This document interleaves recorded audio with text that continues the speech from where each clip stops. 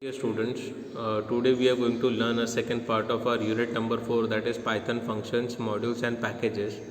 So our today's topic is user defined functions. A function is a block of organized reusable code that is used to perform a single related action. We can say a line of code that must be repeated, so we can write that particular block of code in a particular function, so we can reuse it anytime. Okay, so function provides a better modularity for your application and a high degree of code reusing. As we know already, okay, Python gives many built-in functions like print, etc.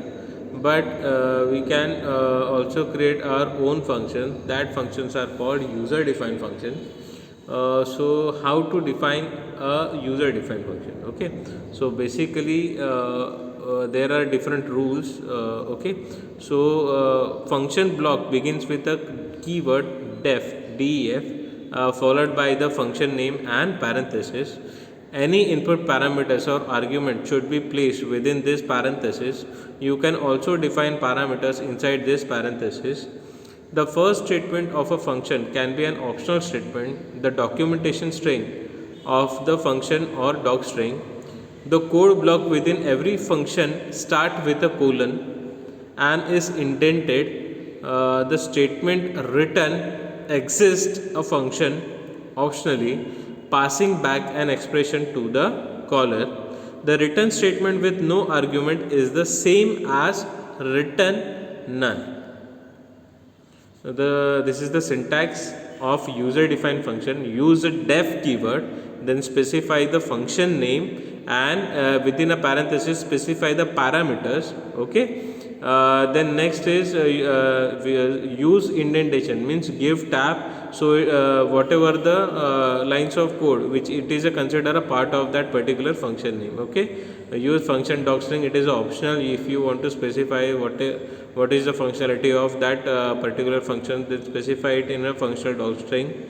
Okay, then function should specify the lines of code which you want, which the operation you want to perform in a function. Then give a return expression, it will return whatever the result of your function is. Okay, so by default parameter have a positional behavior and you need to inform them in the same order that they were defined. See the example.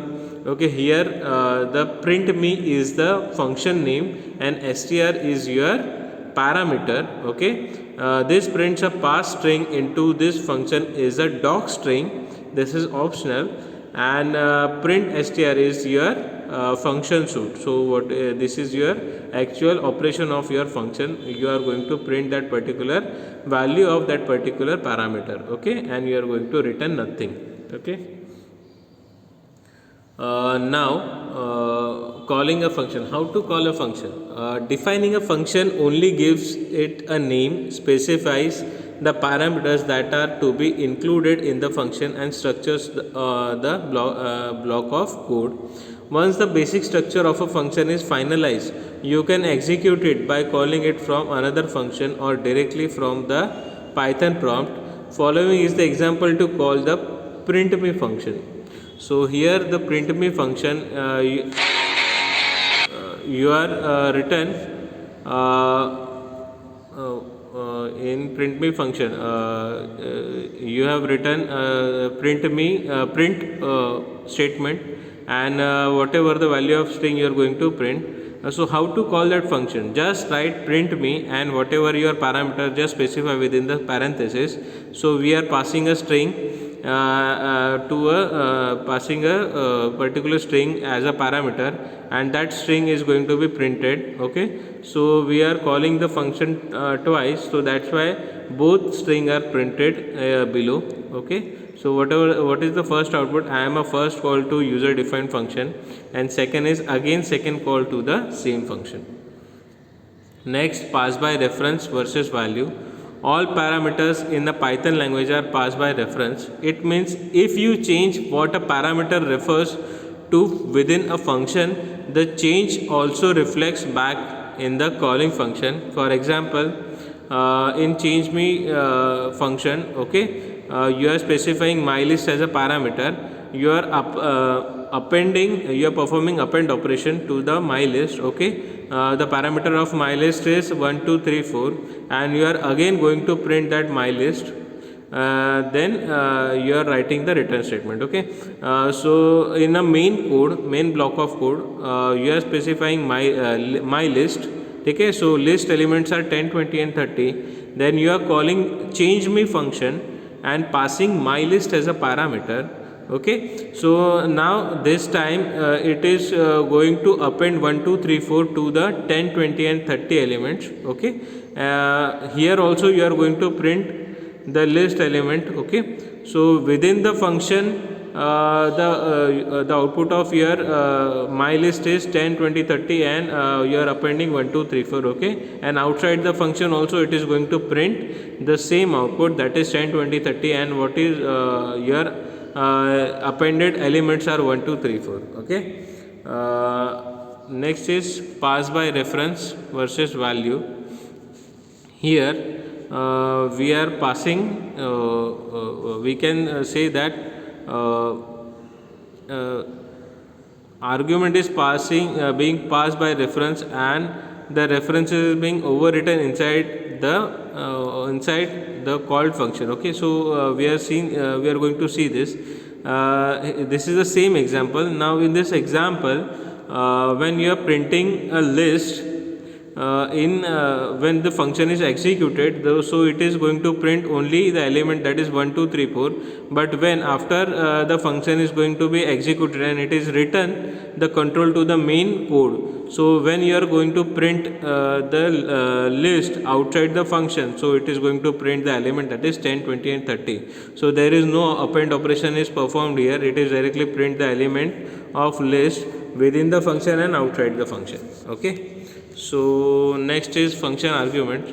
So you can call a function by using the following types of formal arguments, that is require arguments, keyword arguments, default arguments, and variable length arguments. So require arguments, that is requirement arguments are the arguments passed to a function in correct positional order. Here the number of arguments in a function call should match exactly with the function definition. To call the function print me, you definitely need to pass one argument, otherwise it gives a syntax error as follows. When you are passing an argument, means you are defining a parameter, that is str, right, for print me function. But when you are calling a function print me, that you are not specifying any argument over there. Okay, so argument is required, but if you are not passing right arguments, then it will going to show you an error. Okay, so see that error is going to be produced after executing the code. Okay, next is keyword argument. Keyword argument are related to the function call. When you use keyword argument in a function call, the caller identifies the argument by the parameter name. This allows you to skip arguments or place them out of order, because the Python interpreter is able to use the keyword provided to match the values with parameters. So see this example here, name and age is a keyword argument. Okay, here you are passing in print info function, you are printing the name and age. Okay, when you are calling the function print info, you are passing parameter age is equals to 50 and name is equals to Mickey. Now here the order is changed, you are passing first parameter as a age and second parameter as a name. Okay, but when you are specifying in a function the parameter, that is name and age, is the order is different. But here order doesn't matter. When you are executing the code, it will directly print name is equals to Mickey and age is equals to 50. So there is no matter. Next is default argument. A default argument is an argument that assumes a default value if the value is not provided in a function call for that argument. The example gives you a clear idea. Here is the same example, that is we are specifying print info function and the parameter are name and age, but we are specifying the default value for the age is 35. When you are when in first function call, that is print info, age is equals to 50 and name is equals to Mickey. So you are specifying age is equals to 50. So when you are executing print info function, so it will print name is equals to Mickey and age is 50. But when you are in second call, you are only specifying the name is equals to Mickey. So that time it is considering name as Mickey, but at that time age is by default going to print 35. Okay, so this is called a default argument. Okay, or we can say default value. Next is variable length argument. You may need to process a function for a more arguments than you specified while defining the function. These arguments are called variable length argument, are not named in the function definition, unlike required and default arguments. Syntax for a function with non-keyword variable arguments is this. So you specify def function name, and here you want to specify the formal argument plus variable argument tuple with the symbol of asterisk. Okay, then you have to specify the different block of code, function suite, and then return expression. So an asterisk, that is asterisk marks, is placed before the variable name that holds the value of all non-keyword variable arguments. This tuple remains empty if no additional arguments are specified during the function call. That means, see this example, here the argument 1 is one argument and second is a variable length argument, that is var tuple. Okay, you are first going to print first argument, and for the variable tuple you have to specify a for loop to within iteration within the particular various tuple. When you are executing first argument by passing a 10, okay, so it is just going to print 10. But when you are using a variable tuple, you are if you are passing 3 elements, that is 70, 60, 50, any arguments, okay, so it will execute till the last element. Okay, so that's why it's it shows the output that is 70, 60 and 50. Okay, so that's like it work. Next is the anonymous function. These functions are called anonymous because they are not declared in the standard manner by using the def keyword. You can use the lambda keyword to create small anonymous function. The lambda forms can take any number of arguments but returns just one value in the form of an expression. They cannot contain commands or multiple expression. An anonymous function cannot be a direct call to a print because lambda requires an expression. Lambda function have their own local namespace and cannot access the variable other than those in their parameter list and those in the global namespace. Although it appears that lambda are one line version of a function, and they are not equivalent to an inline statement in C or C++, whose purpose is by passing just a function stack allocation during the invocation and performance region. So see this anonymous function representation using an example. Here when you are specifying sum by using lambda expression, okay, so here our first argument, there are two arguments, that is argument 1 and argument 2, and the result of addition of their both are means argument 1 and 2 are collected in argument 2. Okay, so now we are passing two arguments, that is 10 and 20. It is collected in argument 1 and argument 2, and the summation, whatever the result of your summation, that is argument 1 plus 2, is collected in argument 2. It is your output also. Okay, so this is a single line definition, single statement. Okay, so it is directly going to print 30. When you are executing by passing the values 20, 20, so it is going to print a result that is 40. Okay, so that this way you can use a lambda argument.